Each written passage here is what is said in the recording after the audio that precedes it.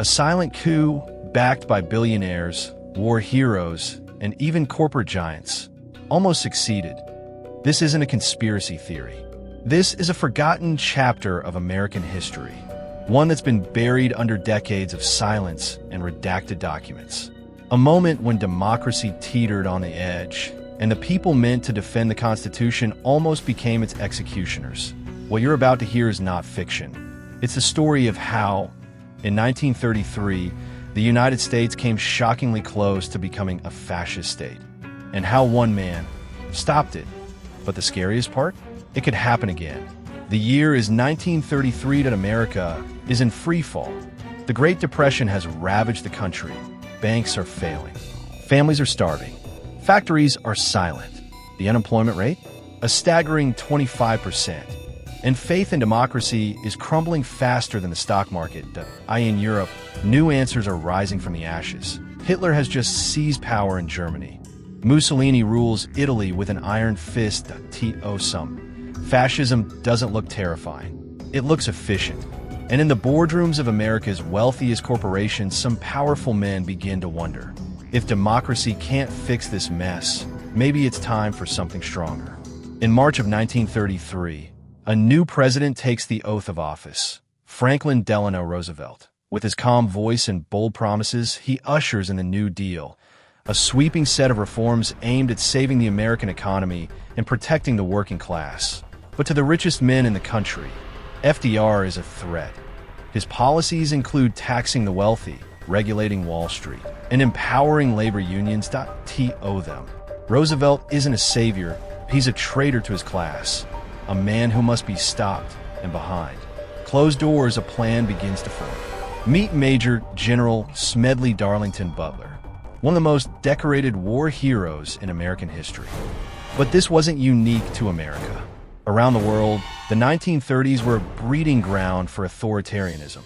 Democracies fell like dominoes. Germany, Spain, Italy, Japan, and even in the US, there were massive rallies held by the German-American Bund, draped in swastikas, in Madison Square Garden. Tens of thousands cheered fascist ideals in the heart of New York City. The business plot wasn't an isolated plan. It was a symptom of a much larger disease. So here's the disturbing question. Why do the richest and most powerful in society so often flirt with authoritarianism? When democracy threatens their bottom line, how far will they go? And deeper still, what makes democracy so fragile that a handful of men with enough money could almost end it overnight? It's not just a question for the 1930s. It's a warning for today. Let's step back.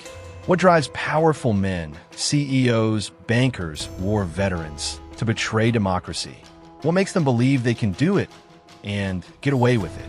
It comes down to a dangerous illusion that the system exists to serve them, but the people are too weak to resist, that money and influence are stronger than the will of the voters. In every democracy that has fallen, the blueprint is the same. Economic crisis, social unrest, strongman fantasy. Fear makes people desperate. Desperation makes them obedient. And in that darkness, someone always emerges, promising order, strength, and salvation.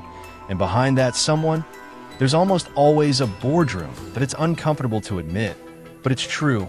Real democracy is dangerous to the ultra-rich. It means taxes, regulations, worker rights, environmental controls. It means average citizens having power, not just at the ballot box, but in shaping the future. And so, throughout history, democracy isn't just undermined by foreign dictators, it's eroded by domestic elites. In America, that erosion didn't stop with the business plot. Fast forward 3 decades.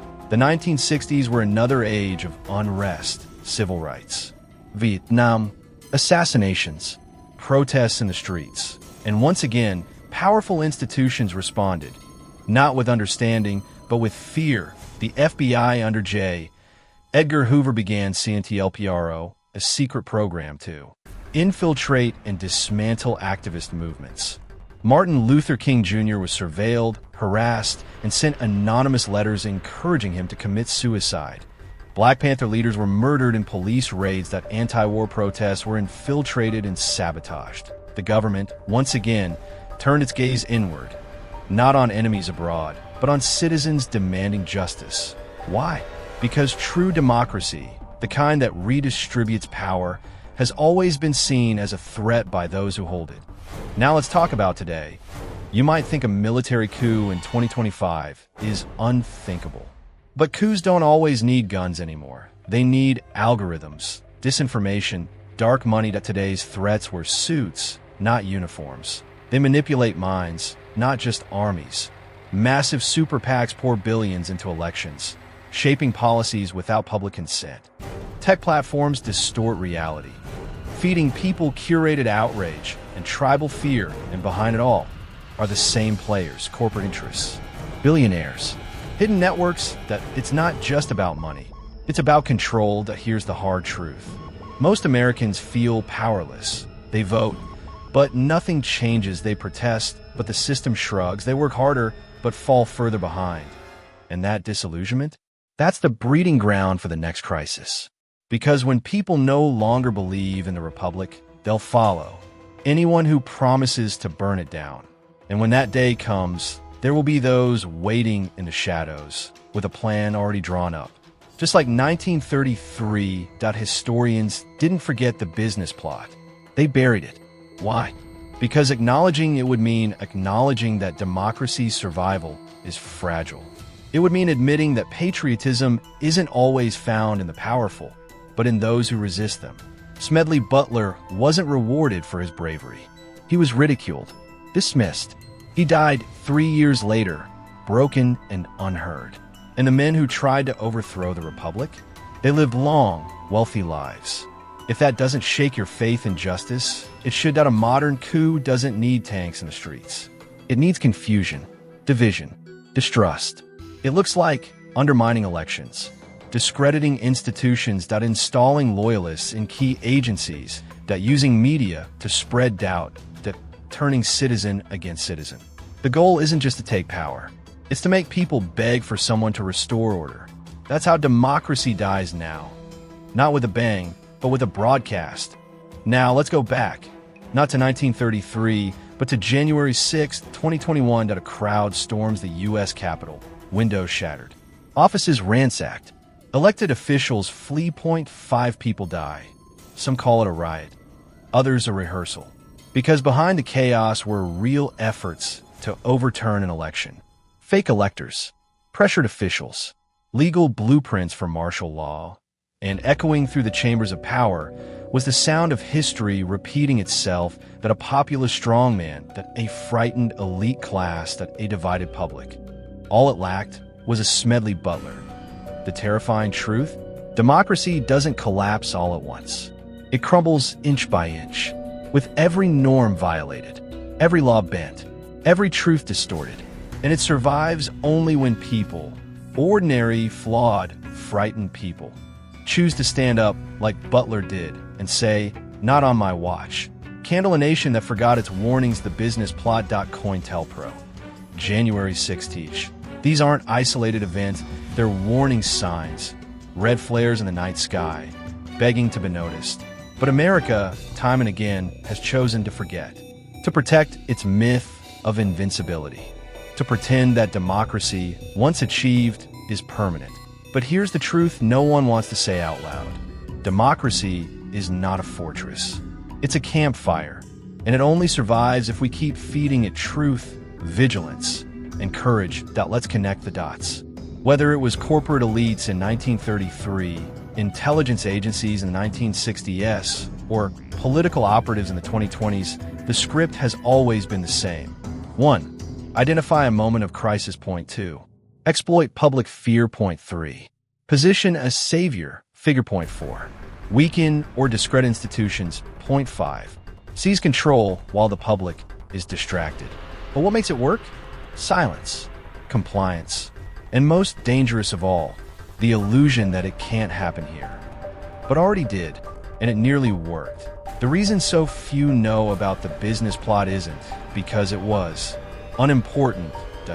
It's because it was too important if the American people had fully grasped that a fascist regime nearly took over their country, backed by trusted corporations and war heroes. They would have questioned everything. The reason so few know about the business plot isn't because it was unimportant. It's because it was too important. If the American people had fully grasped that a fascist regime nearly took over their country, backed by trusted corporations and war heroes, they would have questioned everything.